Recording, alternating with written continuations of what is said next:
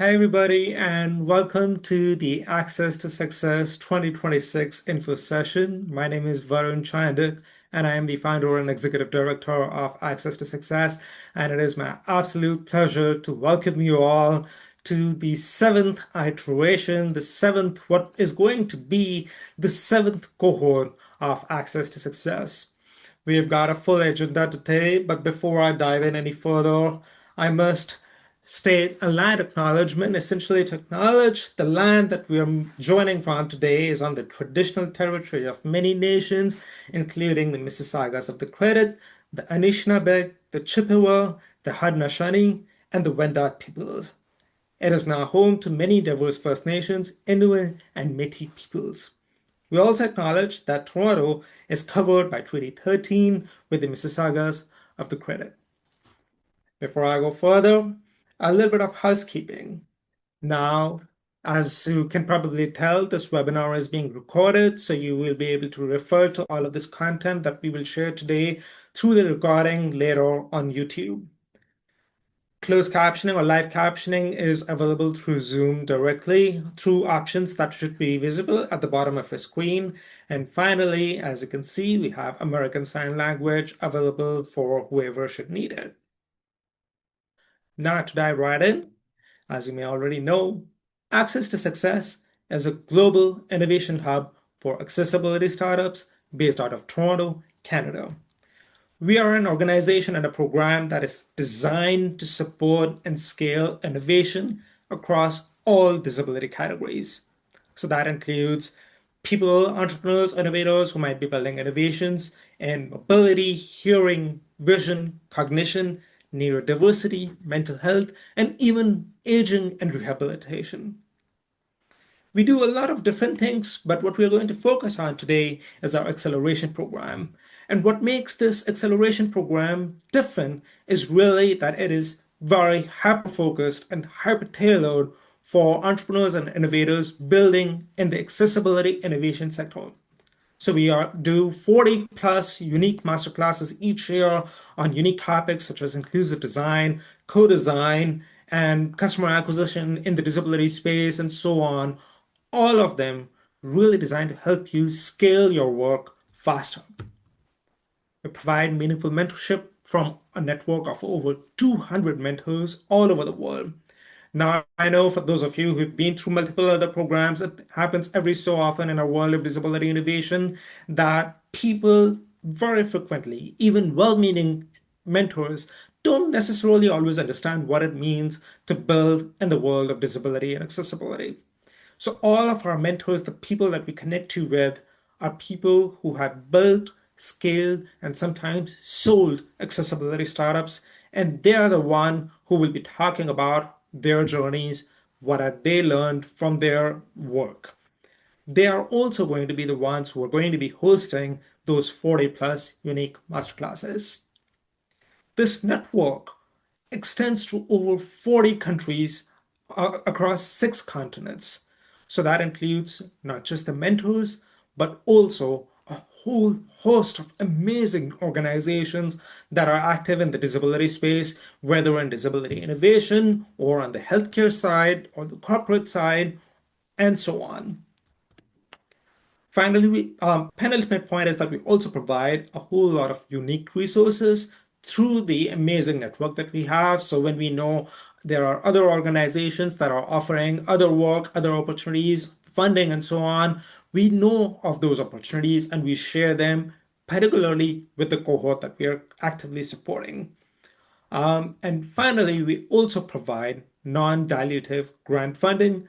This year, it will be a total grant pool of $50,000 Canadian, which will be awarded to the top 10 best performing participants in the program. So it'll be $5,000 Canadian each. Now, as I said, the program offers mentorship by over 200 global disability leaders, and some of them include really prominent entrepreneurs such as Kat Noon, who's the CEO of Stark, government policy leaders such as Stephanie Cadieux, who's the Chief Accessibility Officer of Canada, major names in the world of disability innovation such as Bryce Johnson from Microsoft, and so on. Now, for those of you who are based in the Greater Toronto area, you would also have the opportunity to benefit from the ATS Innovation Hub and co-working space.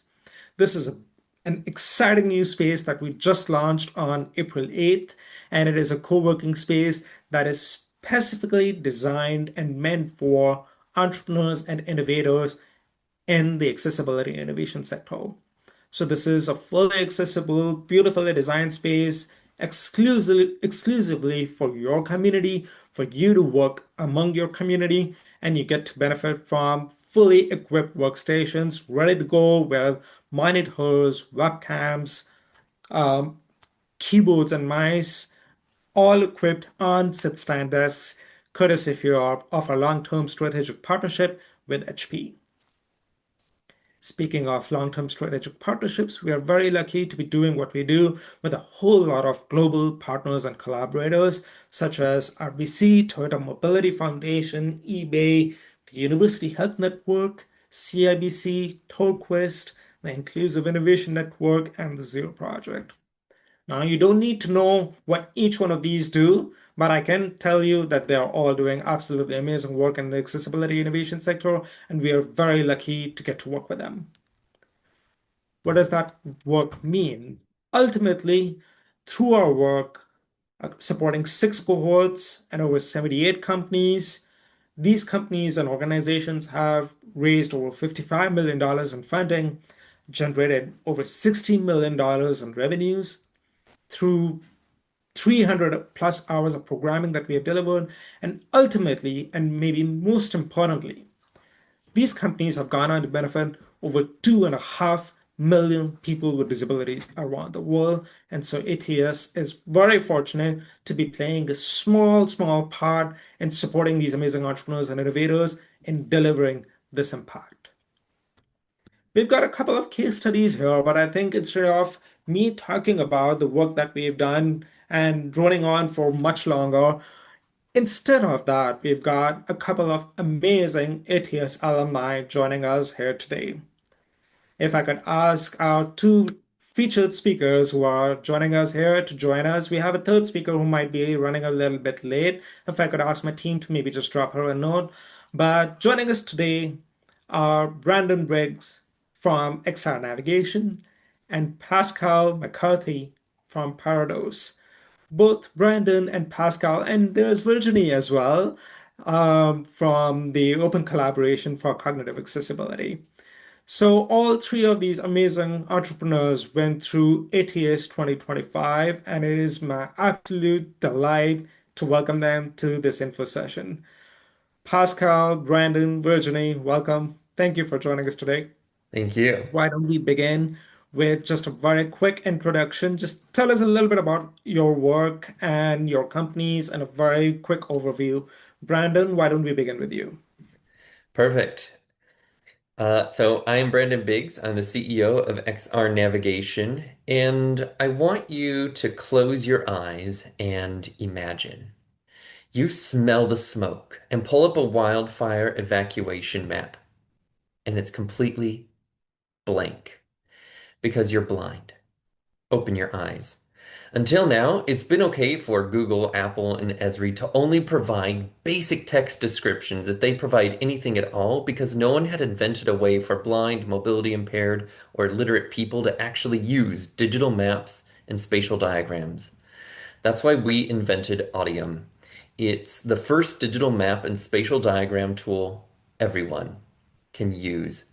The patented Audium experience is like a video game where the user hears the name and sound of objects as they move a character around the map a user-specified distance. Our clients include the Wisconsin Geological Survey, University of Washington, and NASA. This problem is personal for both my co-founder and I. We are both blind, and I'm currently getting my PhD at Georgia Tech researching non-visual digital maps with Audium. And my co-founder and CTO, Chris, has built some of the most influential apps in the blindness community, including an app allowing blind people to independently solve CAPTCHAs. Our vision is that all maps are usable to everyone. Thank you. Thank you, Brandon. Pascal. That's great. Thank you, Varun. Hi, everyone. My name is Pascal. I'm the founder of Parados. We analyze how people move through videos. And so our main goal is to make movement analysis, but especially access to care as accessible as possible. We work with all kinds of communities from remote, rural, disabled, and so on, especially aging, injured, but are working more and more towards neurological conditions as well. And so we, uh, yeah, we've had quite a path with access to success, and I think that's a good summary of what we do for now. Thank you, Pascal. And not last but not the least, Virginie. Hi, everybody. I'm Virginie. I'm the Executive Director of Open Collaboration for Cognitive Accessibility. What we do is that we support other organizations in designing solutions with persons with disabilities and specifically persons with cognitive disabilities. So we have developed processes and validated processes to work with organizations and help them connect with persons with lived experience and get the lived experience as an expertise that is needed to develop solutions. We are the largest neurodiverse team in Canada with 100 advisors who are persons with lived experience living throughout Canada and age, I believe, 16 to 80-ish, and the team is continuously growing. Thank you. Folks, as you can tell, very diverse set of work across a bunch of different sectors, including two startups and a nonprofit. So that's very indicative of the kind of cohort that you typically see in an ATS program. So, folks, first question, since we have a little bit of time, what led you to applying for ATS? What was it that you were really looking for at the time? Why don't we go in reverse order this time, beginning with Virginie? Me first. Whoa. When we applied to ATS, we were excited to be part of a network of disability-driven innovators. That was really what we were looking for to belong to contribute to such a community. We are a not-for-profit organization, and so it was important for us also to learn or enhance our expertise to get contracts because our revenue model includes obviously grants, gifts from private foundations, but also a fee-for-service model. So it was an opportunity to really focus on the fee-for-service model for a few weeks or months and get the right network to get that going. And sustainability was also a big priority for us. Makes sense. I'm going to come back to you in a bit, Virginie, to ask if ATS delivered on that promise. Pascal. Yeah, for me, well, one thing I didn't cover in the quick introduction was my background and coming from pro sports. I mostly only knew that space, but I knew that we had the ability to make a big impact elsewhere. And so the entry point was amazing to go from what I knew to what I didn't so much. Uh, and it really helped I make new connections, build credibility, and have access to new people and I guess different leads that we wouldn't have otherwise. And Brandon. I came in with two major goals. One was to build a connection with the disability tech space in Canada, and two was to have a group of like-minded entrepreneurs who are also facing the challenge of having a disability tech startup. And both of those are kind of my two main goals when coming into this program. Of course, I also, wanted to have mentorship around different aspects of, say, for example, business development and whatnot. So I had a lot of, questions around how to run my startup. And I told those to Varun's team right before we began, And I think they were able to find speakers that actually met a lot of the needs that I expressed in those original goals. So that's basically what I came into the program wanting to do. So, with those goals that you came in with, folks, what was the actual experience like for you participating in the program? What really stands out to you looking back now, um, just about 6 months from your graduation? Pascal, why don't we begin with you this time?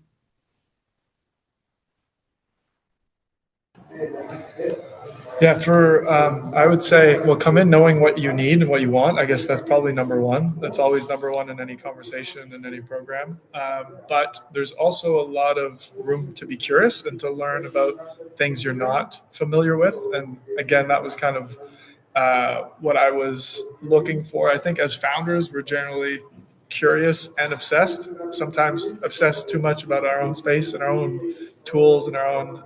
But that's mainly what I would say is come in, I guess, open to learning because there's going to be a lot of learning opportunities, and be ready to put the time and the especially the preparation and the follow ups that are needed. Thank you. Virginie, what was your experience itself like in the program? Are there any components or wins or opportunities that really stand out to you? Our experience in the program is excellent. We learned a lot, and we were forced to dedicate time to some questions we had, but were always left in a corner because you have to do the things that seems to be of high priority on the day. So protecting time to actually do that thinking and strategic development was really, really useful with mentorship, obviously. And the network was huge for us. We developed and strengthened some critical connections in the industry that we're still nurturing today. That's great to know. It's something that we will always keep trying to do on an ongoing basis, even after you graduate. So, ATS and Open Collaboration is now actively looking at another project as organizational partners. So, it's really great, as you said, to continue nurturing those relationships. And Brandon, what about you? Looking back, how was your experience? Anything that really stands out? The quality and breadth of the speakers was just phenomenal. We really heard from folks ranging from entrepreneurs who sold disability tech startups, for millions and millions of dollars, to the head of business development of a large company selling disability tech. And we were really able to ask them questions in the session. And most importantly, I was able to reach out to them after the session and a lot of the times get a call with them to speak one-on-one and actually delve deeper into some particular topics that were unique to our particular circumstance. So the speakers were the sessions with the speakers were never long enough, in my opinion. But I think that's a good thing and kind of what the program was really aiming for. You always want to learn more after the session was over. And so, even though I think the sessions were like an hour and a half or something, hour and a half, you always wanted to learn more from those speakers, every single one of them. Well, Brandon, as you very well know, my policy is to leave you wanting for more rather than leave you bored. So glad that we were working well there. Um, and Penultimate question for each one of you. How are things now in your work, in your organizations, in your startups? I know for each one of you, you've had some wins. I'm not going to steal your thunder there. So, and I don't know what we are allowed to share right now. So please, where are things now? Virginie, Pascal, and then Brandon. Uh, we are more busy than ever. 2026 is super busy for us. To be frank, we're still struggling with sustainability long term, but short and medium term, we are confident And we have diversified the types of contacts and potential clients. So that is also a good sign for the future. Pascal? Yeah, I'd say around the same lines. Yeah, one thing that I kind of add and that also answers this question is that I think people in this space are much more motivated to have an impact, to follow up, to kind of follow through. And so that's what we've had a lot of opportunities since then to be able to diversify, like Virginie's saying, to really get into spaces that I didn't know we could. Go ahead, Brandon. And for me, we have had a lot of transformative things happen, starting with receiving a small business research grant phase two, and while we were in the middle of the program, which was incredible. That basically funds us for 2 years and 2 years plus. And then we also were able to get the Global Accessibility Awareness Day Foundation Award along with a couple Fortune 500 companies, which is crazy. And then we also received a big award within our very local hyper focus space of the Esri Partner Conference Award for new markets. And this was celebrating our achievement around being able to serve folks who have never had access to maps before. And so that was also a huge win for us. And additionally, we've started breaking into what we think is going to be our actual beachhead market. And we're starting to see a lot of success with that, which is extremely exciting when you actually start finding your a market that wants what you're selling. It's a whole different experience from trying to do customer discovery and sales when people don't really want your product. That's fantastic. I see a speaker invitation coming your way, Brandon, to actually come speak at ATS at some point soon. Final question for all of you. For the future applicants and participants in ATS 2026, what advice would you give them? Brandon, Pascal, and then Virginie. Think about how your company connects to disability, and that could be in particular, especially if you're focused on clients with disabilities. What testing have you done? What validation do you have of your product? And that is so important. I get asked to mentor startups all the time. And the very first question I ask, mentor startups around accessibility, the accessibility space, and always the very first question I ask is, who have you tested on with the disability that you're trying to serve? And if the answer is none, I don't even talk to them until they have. I'll give them resources on how they can reach out to disabled people and in their particular space to talk with. But if you haven't talked to folks with disabilities, you need to do that like yesterday because it's super, super important. So that's number one. And then number two, think about your personal connection to disability, whether if you are disabled or you have relatives or friends that are disabled that really, make you passionate about this. Why you? Why is it you that is trying to solve this problem? And I think highlighting that as well as, your goals for the session are going to be critical when both applying to ETS and uh, going through the program.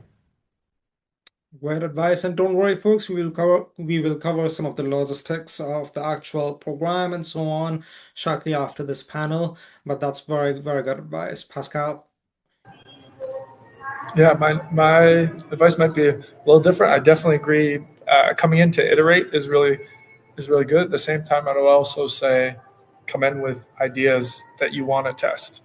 You don't necessarily have to have tested them, but if you have other places that, yeah, disabilities that I guess you could see it potentially working. I guess especially for us as our solution, we're more of a flagging solution to potentially identify. I guess we know there's something wrong, but why is it wrong? Could be a number of physical, mental conditions for us. And so I came in thinking we could probably be applied to Alzheimer's, Parkinson's, dementia, and turns out there's even more that were relevant to that I didn't know. For example, the Canadian National Institute for the Blind that we got introduced to through demo day. I'm realizing that through analyzing how they walk, they match make guide dogs with people, which I had no idea that was part of the process. But yeah, just one example of how I'd say that it can be a problem of drowning in opportunity at a certain point too. You have to choose where to focus, but that would be my suggestion. I love that so much. It's something that we definitely spend quite a bit of time talking about the application of inclusive design and co-design to find new markets. So that's such a great example. Virginie. Definitely co-design, selfishly. Uh, co-design because your users or those who are going to benefit from your solutions, your services, must be persons with disabilities, not their caregivers. So you have to talk to people with disabilities, uh, but don't assume you know how to do co-design.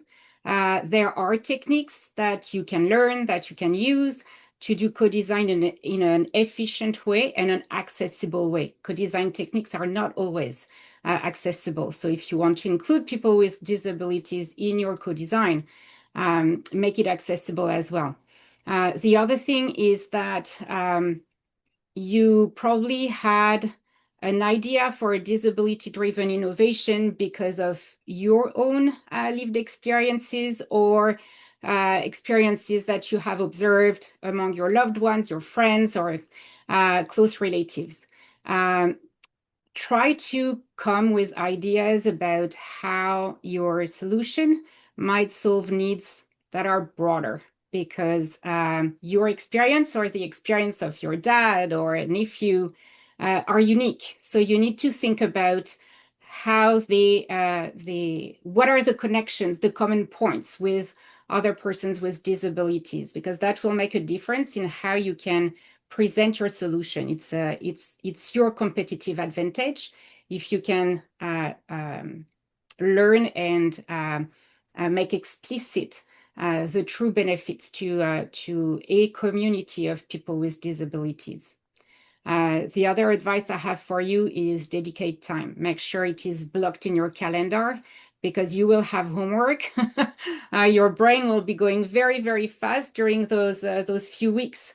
So to benefit from the program the most, you really need to be sure you dedicate time to strategic thinking beyond the sessions you have. Absolutely. Thank you so much, Virginie, Pascal, and Brandon, for joining us today and sharing a little bit about your work and experiences. If you're able, you can stick around off camera in case anyone has any questions for the panelists. And in the meantime, I can dive into some more information. I'm already seeing a bunch of questions come in through the Q&A feature here in Zoom, so that's great. I highly encourage you all to please send us your questions, and I will be addressing all of the questions towards the end. For now, why don't I just continue a little bit of the information here? So the 2026 program is going to begin in August and will last until November. You can expect to have 2 to 3 hours of sessions per week on Thursdays and Fridays and live virtual Zoom classes. It's usually a very global cohort. Historically, we've seen, I believe, all 6 continents, I think by now, in fact, that have gone through the program over the years.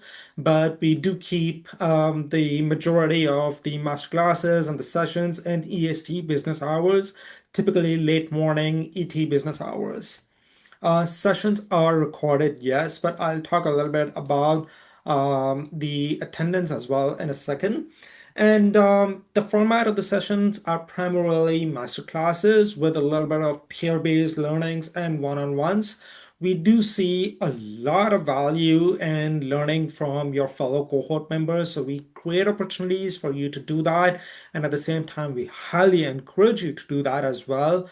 There's also dedicated office hour times that are going to be available for the participants to meet with the ATS team for dedicated one-on-one support. As I mentioned, but it's worth emphasizing the fact that the entire program is primarily virtual. which means that the program is open to anyone located anywhere in the world as long as you have the ability to join the majority of the sessions taking place around 10 a.m. to 12 p.m. ET. That's Eastern Time. For what it's worth, we have had people joining in sometimes in the middle of the night from India and Australia. We've had participants from Africa and Latin America. So we do see a fairly global cohort every year.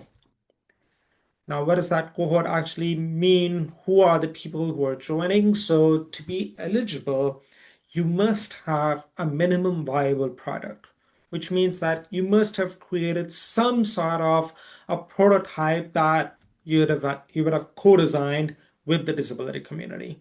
So, in your application, you must demonstrate meaningful co-design with the disability community to get to the stage that you're at. And finally, you must demonstrate some level of validation of your prototype or your solution. That can be in the form of pilots, it can be in the form of focus groups, it can be in the form of actual customers. There are a lot of ways to show that validation. It could be, of course, clinical testing, it can be research studies, it could be so many different things, but you must demonstrate that you have validated something, your solution in some meaningful capacity. And again, the entire program is open to startups as well as nonprofits worldwide. For nonprofits, I must emphasize that you must have some sort of a revenue stream. It means that you must have some sort of a product or a service or anything else that you're actually selling. You must not be relying primarily or exclusively on grants. There are also two specialized streams that are available this year, including active mobility and future of work. These two streams fall within our overall general stream. So, active mobility is innovators, startups, and nonprofits that are working on the intersection of mobility and independence.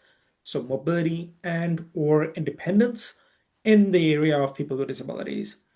For future of work, you might be building trainings and tools for employment of people with disabilities or self-employment or the gig economy, which is the on-demand economy. So if you're working with people with disabilities and employing them in an on-demand model, or you're creating self-employment opportunities, or you're creating improved opportunities for employment of people with disabilities, you would fit well in the future of work stream. Again, if you don't fall into either of these streams, that's okay because only a portion of the participants in this year's cohort are going to fall under the stream. Everybody else can stay in the general stream. Overall, we have $50,000 in grant funding available, which would be awarded as $5,000 per startup to the 10 best performing participants in the program as evaluated by the ATS team.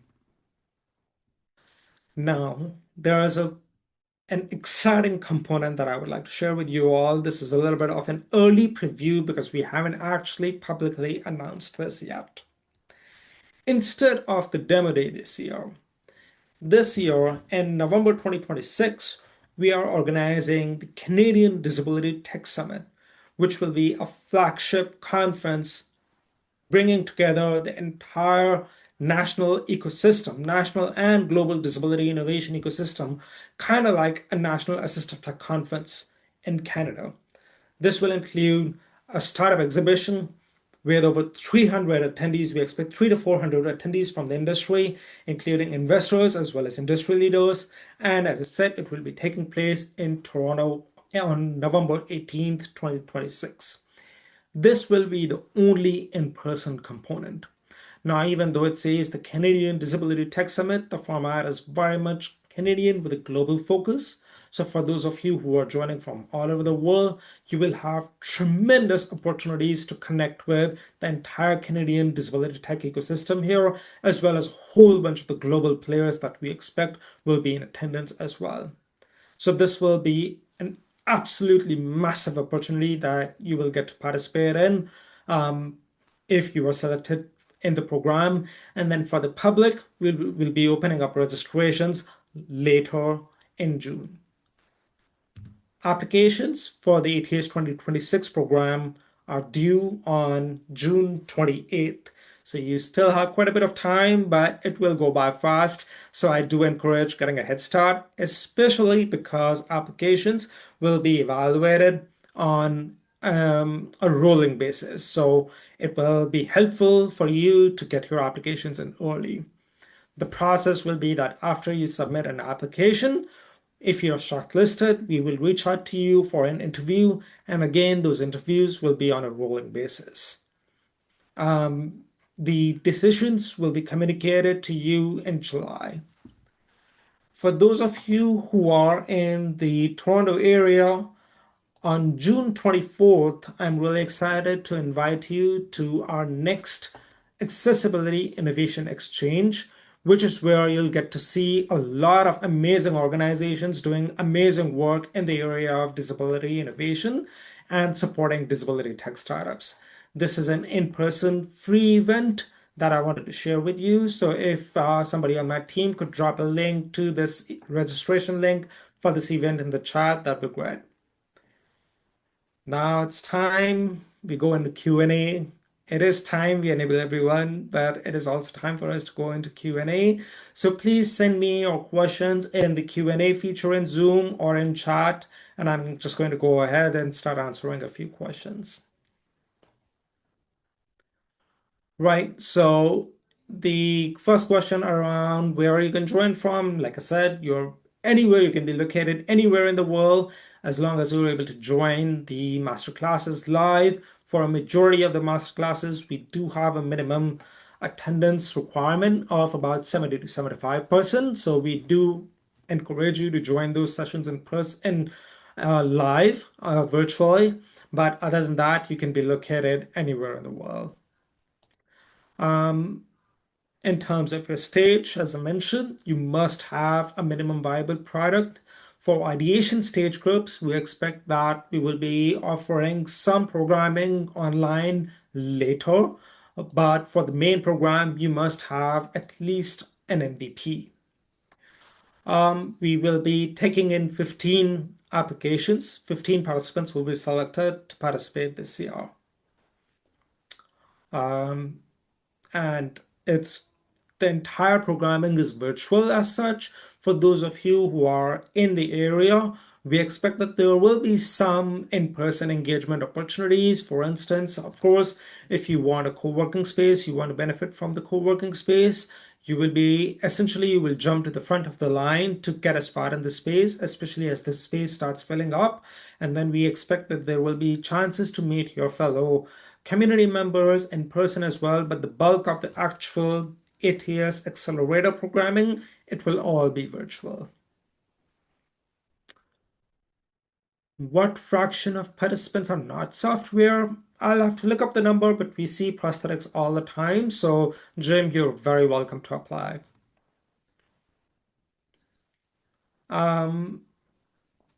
What additional aspects will be prioritized as we go through the applicants? So I must emphasize one thing that we do not look for.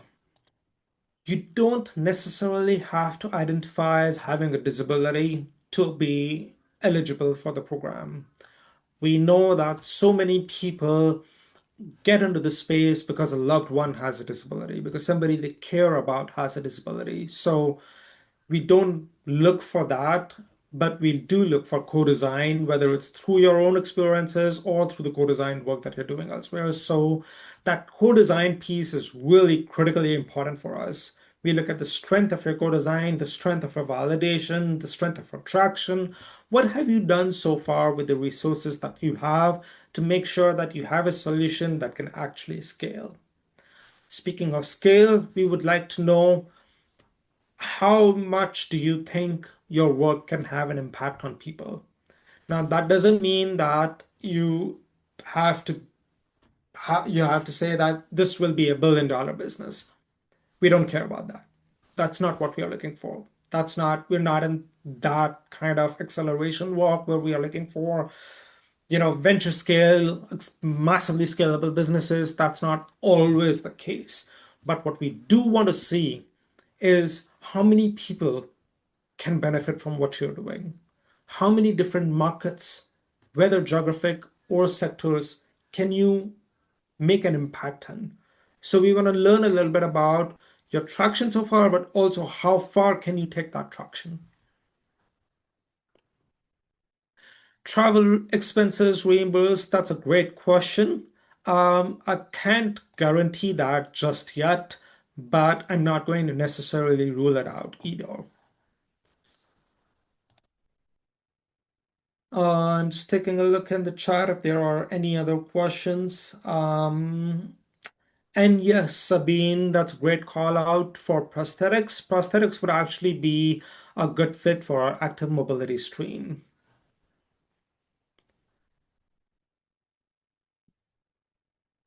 What else, folks? Questions? This is your chance to really understand what to expect from the program, but also to how best to align your application for the program requirements. So there are no bad questions. What are the reasons for having more than one founder?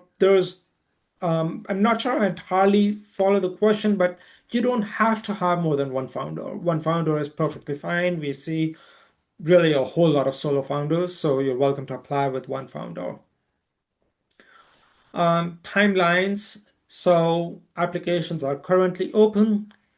The interviews will be on a rolling basis. So as you apply, we will be reviewing our applications and reaching out to shortlisted candidates for interviews. The applications close on June 28th, and the program begins in August of this year and will culminate in November.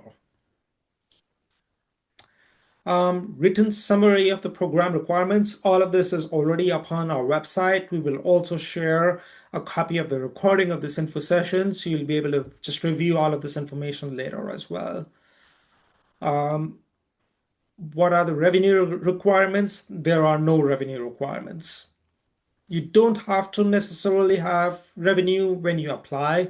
We do see a bunch of pre-revenue applicants as well as participants in the program, but we are going to want to see what other traction have you generated so far? That could mean pilot projects, that could mean testing, that could mean focus groups. It could mean a lot of different things, but we need to understand how have you taken your solution from beyond just an idea or a prototype to actual real world testing. What are the best productive ways that we have seen the $5,000 be used in the past? That is a very good question to which I don't know the answer.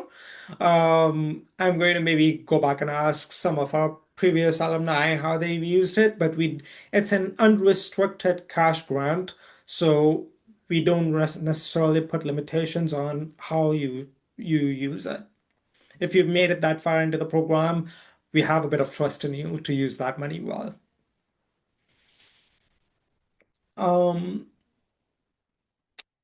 if you don't have permanent team members working with consultants due to startup fund issues, is that okay?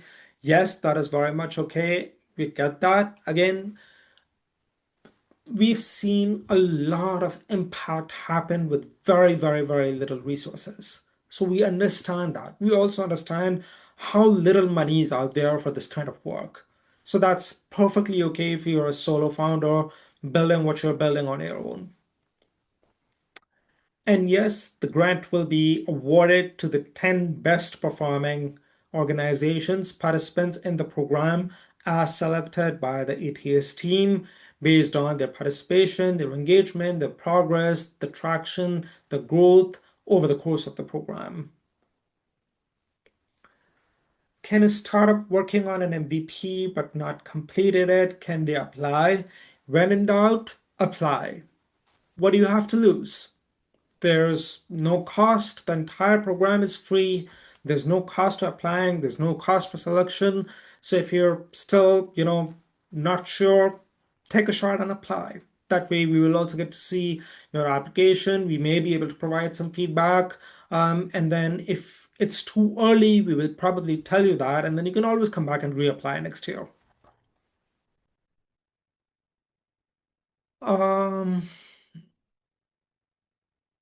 Okay. Okay, I'm seeing a bunch of other questions in the chat. So, what if a startup is about independence, but you also employ and train them?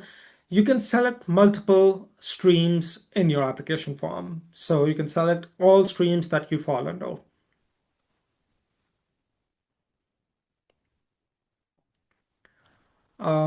Let's see here. Are there any accessibility focused investors or grant opportunities we can be connected with? Very much. We do that. That's a core nature of the work that we do. So, in fact, you don't even have to wait to get connected with investors. If you go to our website, I'm going to drop the link in the chat and check out the Accessibility Investments Database, AID. It is a database of investors in accessibility startups in North America, and it's all there for free. So you can just use that information. But if you're in the program, yes, we will make tailored introductions as well. Do we fund advanced startups like Series A? I mean, the $5,000 is available for all participants. For a Series A startup, I imagine that might not really go a long way, but we do see a bunch of later stage participants in the program as well. Last year, we had multiple participants where their annual revenue was already over $1 million. So it depends on how you feel we can help you. If you've already grown your work so much, but you feel that you still need a little bit of specialized support, and you feel, based on what you've learned today, that ATS is equipped to provide you with that support, yes, you should absolutely apply.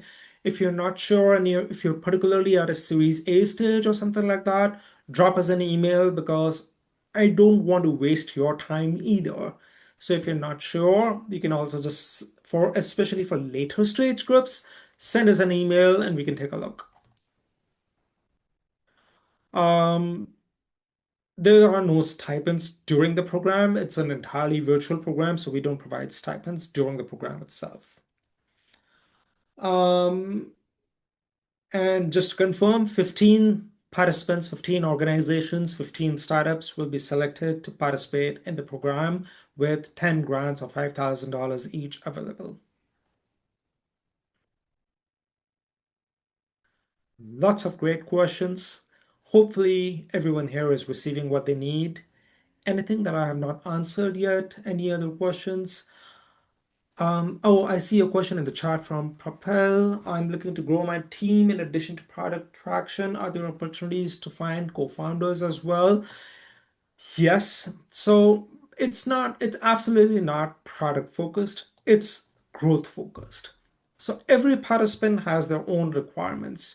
Once you get into the program, our team works with you on a needs assessment exercise where we really sit down with you and understand what is it that you need to grow your work. Ultimately, our goal is to get you from where you are to where you want to be faster.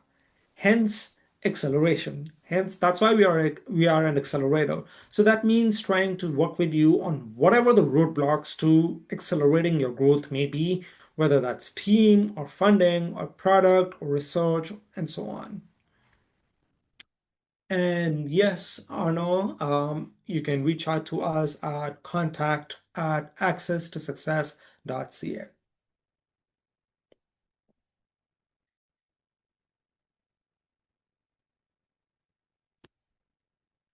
Um,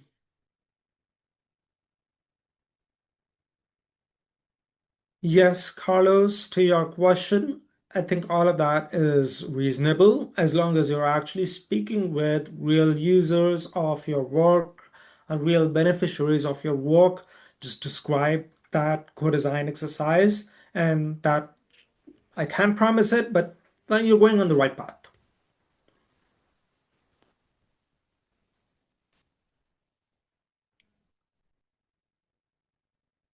Okay, I'm gonna give it another 30 seconds for folks if you have any other questions.